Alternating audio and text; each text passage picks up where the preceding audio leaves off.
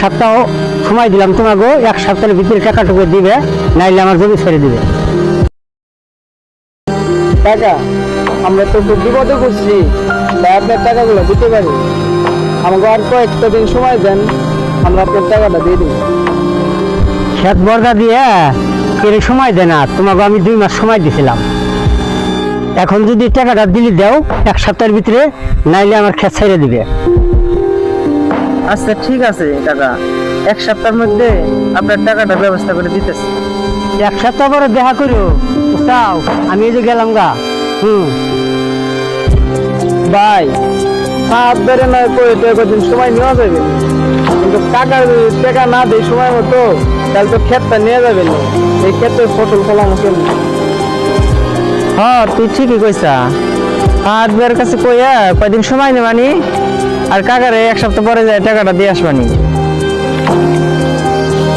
ভাই আপনি তো সাতবার সাথে টাকার সাথে কিছুই করতেছেন না, আর এই মাসের সুদের টাকা কই? এই মাসের সুদের টাকা দেন।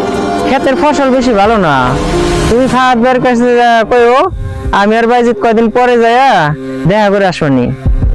আচ্ছা ঠিক আছে, আপনি ফাঁকবার লগে যায় দেখা করে আইসেন, আর আমার জন্য না আসেন লাগা। কি রে, তোর না গেলাম 1 তারিখের ভিতরে টাকাটা দিবার, এখন ও টাকা দিল না, এরপরে কিন্তু তোর জমি দখল করুম। ভাই কি হয়েছে ক? ভাই ওই 2 বার কাছে যে পাঠাইছিলেন, এই মাসের সুদের টাকা তো দিল না। ও দেয় নাই? কোনো সমস্যা নাই। কি কোন ভাই, কোনো সমস্যা নাই? আরে বুকা, এটাই তো আমার বিজনেস পলিসি, যত দেরিতে দিব তত আমার লাভ। এক সময় দেখবি ও সব জমি আমার হয়ে গেছে গা। ভাই আপনি একটা মালিক। ও বোকা, এইসব কথা জোরে কয় নাকি? তোমরা সেই কবে টাকা নিলা, এখনো দিলা না, লোক দিয়া টাকা এনে লাগে তোমাকে। আমি কি উপকার করে বিপদে পড়ছি নাকি? ভাই ক্ষেত খোলা করছি, এখনো সবজি বেচতে পারি নাই, এই যে 1 মাসের টাকাটা। তোমরা যা করো না, মাস হয়ে গেছে 3 দে, টাকা দিলে 1 মাসের টাকার চাই তো সুদই বেশি হয়ে গেছে, তার ভিতরে আবার চক্রবৃদ্ধি সুদ আছে। এইভাবে কি হয় নাকি? আমাদের চাই তো সুদের টাকাই বেশি হয়ে গেছে। ভাই আমরা তো পড়ছি বিপদে, আমাদের ক্ষেত খোলাটা ভালো হইতে দেন, আমরা আপনার সব টাকা দিয়ে দেব।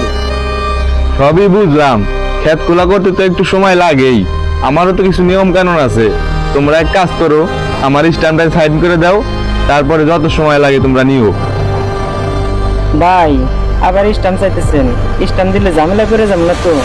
আর এই স্ট্যাম্পে আবার ঝামেলা কিসের? এটা একটা নিয়ম, আমি যে তোমাদের সাথে লেনদেন করছি না, এটার একটা প্রমাণ। যেহেতু জুবাইর